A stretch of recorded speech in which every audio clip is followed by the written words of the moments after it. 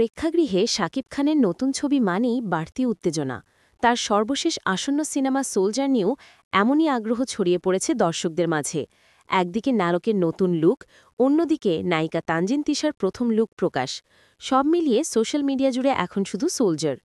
কিন্তু আগ্রহের পাশাপাশি শুরু হয়েছে বিতর্ক। সম্প্রতি একটি ভারতীয় গণমাধ্যম দাবি করেছে শাকিব খানের সোলজার নাকি শাহরুখ খানের এক জনপ্রিয় ছবির প্রভাবেই নির্মিত।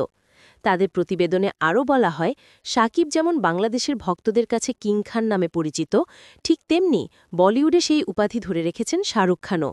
আর এখন নাকি শাকিব তারই সিনেমা থেকে অনুপ্রেরণা নিচ্ছেন। দাবিটি আরও ঘনীভূত হয় যখন প্রতিবেদনে উল্লেখ করা হয়, শাহরুখের ছবিতে যেমন ক্যাটরিনা কাইফ ও অনুষ্কা শর্মা ছিলেন, ঠিক তেমনি সোলজারে আছেন তানজিন তিশা ও ঐশীও। এমনকি গুজব রটেছে টিশার চরিত্রটি নাকি অনুষ্কার এক জনপ্রিয় চরিত্রের ছায়া বহন করছে।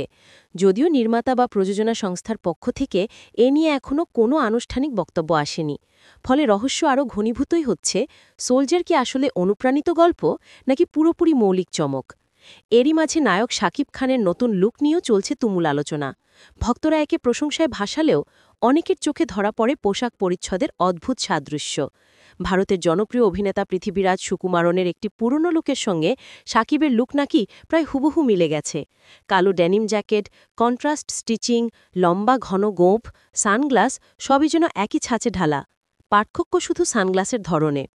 যদিও এসব বিতর্কের মাঝেই প্রযোজনা সংস্থা জানিয়েছে, সোলজারে শাকিব খানকে দেখা যাবে একজন দেশপ্রেমিক যোদ্ধা হিসেবে, যিনি দুর্নীতি ও সিন্ডিকেটের বিরুদ্ধে দাঁড়িয়ে লড়াই করবেন।